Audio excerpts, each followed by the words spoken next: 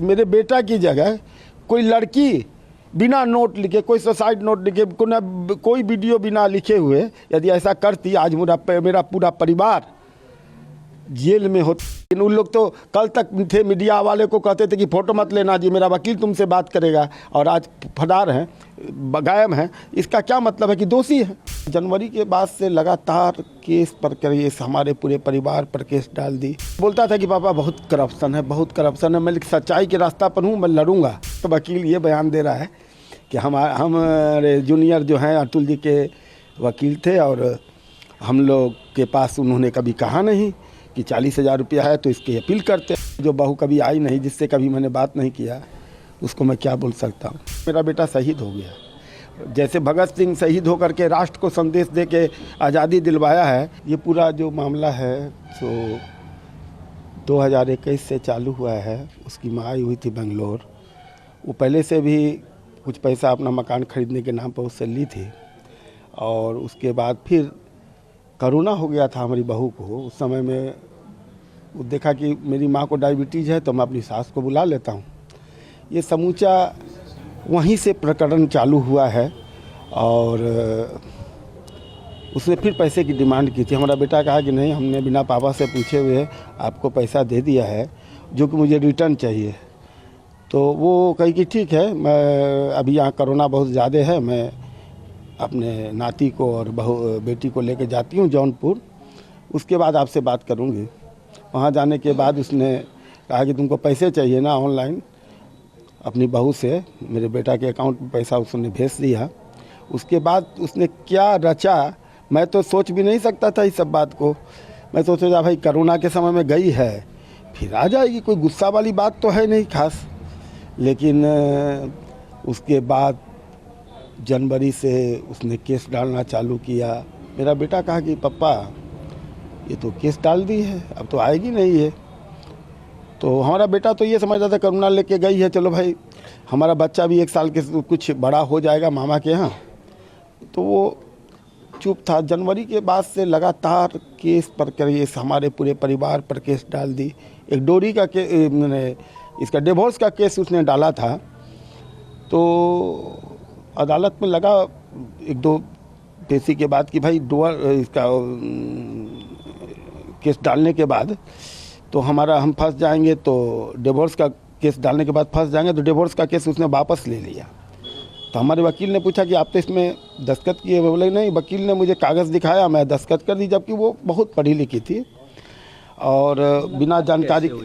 ये शादी.com के कारण दोनों की जान पहचान हुई, और हम भी चाहते थे कि दोनों की ठीक है, दोनों आदमी एक दूसरे को जान पहचान लो और शादी कर लो, मुझे कोई आपत्ति नहीं थी। और HHI में शादी हम बनारस में किए थे, और उसमें जो भी पैसा मेरा खर्चा हुआ था, हम लोग क्या अपना यहाँ से जो बाराती गए थे, तो उसमें हमने खुद पेमेंट किया है, जो कि ऑनलाइन किया है।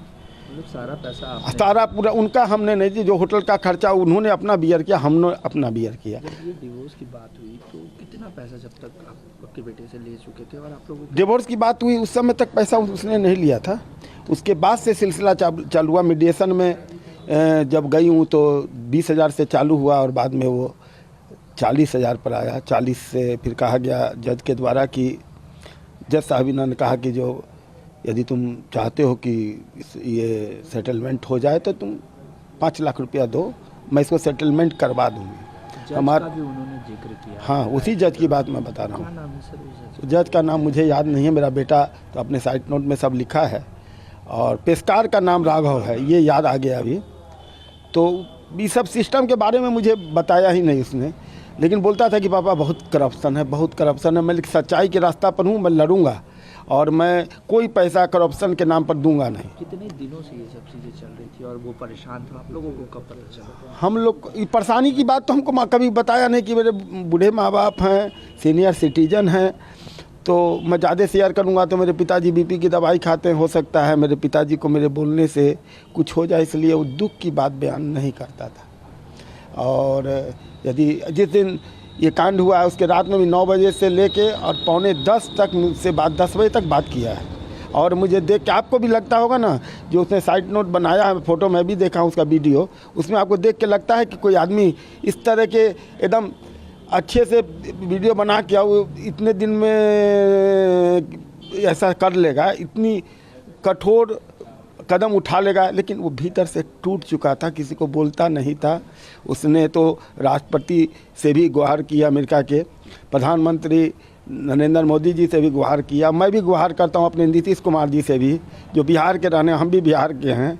और यदि उनको हम लोग का दुख लगता होगा कि सही है तो मदद करना चाहिए उनकी इस कानून व्यवस्था पर। हमारे पूरे परिवार पर 498 का केस आज भी था जो जौनपुर में, जिसमें हमारे सीनियर वकील है विजय कुमार श्रीवास्तव और अवधेश तिवारी जी और एक तो आपको सुशील यादव जी, ये सब सुशील राय जी, ये सब हमारे वकील हैं सीनियर। और वहाँ का एक वकील ये बयान दे रहा है कि हमारे जूनियर जो हैं अतुल जी के वकील थे और हम लोग के पास उन्होंने कभी कहा नहीं कि 40,000 रुपया है तो इसकी अपील करते। अपील के लिए तो गया था हाई कोर्ट, वहाँ का रूल ही अलग है। कोर्ट में भी न्याय नहीं न्याय नहीं मिला, उतने तो अपने बयान में कहा है ना। उन्होंने ये भी जिक्र किया है कि मेरे बच्चे से भी हमें मिलने नहीं, सबसे बड़ा शौक यही है। हमारे बच्चे से मिलने नहीं दिया गया। मैं गया तो मैं भी चाहता था कि मैं अपने पोता को आज तक गोदी में नहीं लिया हूँ, चूँकि मैं कभी बंगलोर नहीं गया। मैं ना वो यहाँ कभी आई है, एक दिन के लिए आई और फिर उसके बाद दोबारा आई नहीं। उसने लिखा है कि मुझे प्रताड़ित किया जाता था, दहेज की मांग की जाती थी। आप सोच के देखिए, जो बहू कभी आई नहीं, जिससे कभी मैंने बात नहीं किया, उसको मैं क्या बोल सकता हूँ। Justice is due. हाँ, अंतिम समय तक भी उन्होंने यही बात की। हाँ, तो जस्टिस तो है, बाकी वो तो शहीद हुआ है ना। मैं तो ये समझता हूँ कि मेरा बेटा शहीद हो गया। जैसे भगत सिंह शहीद होकर के राष्ट्र को संदेश दे के आज़ादी दिलवाया है, तो इस बुरे, हम समझते हैं करप्शन जो चल रहा है अदालत में और न्याय में, उसको ज़रूर नरेंद्र मोदी जी और जो न्यायपालिका है सुप्रीम कोर्ट और उनके जो उच्च अधिकारी हैं, न्यायाधीश हैं, उनको चाहिए कि ये न्यायालय जो है एक मंदिर है, वहाँ पर बैठा हुआ इंसान यदि करप्शन करेगा तो फिर और अतुल सुभाष कैसा करेंगे। मैंने उसकी यही भावना थी कि और कोई अतुल सुभाष ऐसा नहीं करे, कानून में सुधार हो। ये कानून का जो गलत दुरुपयोग हो रहा है उस पर संशोधन करने की ज़रूरत है। और हमारे परिवार को न्याय एक ही चाहिए कि हम लोग यदि दोषी हैं तो उसका जांच कराया जाए। और मेरे पोता को कम से कम यदि न्यायपालिका में कोई ऐसा प्रावधान हो कि हम लोग को दिए जाए, तो हम लोग सोचेंगे कि ये बहुत बड़ा एहसान है हम लोग के परिवार पर इस न्याय का। यही हम मान के चलते हैं भाई साहब, और कुछ हम नहीं बोलेंगे। उनकी माँ की हालत ऐसी है कि 10-10 मिनट पर उनको फिट आती है। पटना में उनको जो है सो बेहोश हो गए थे, ज़मीन में गिरे, माथे में चोट है। आप सोच नहीं सकते, हम अभी जो बोल रहे हैं ना, ये हमारा स्ट्रॉन्ग व्यूज़ है, इसलिए मैं आपसे बात कर रहा हूँ और मैं अपने दर्द को छुपाए हुए हूँ।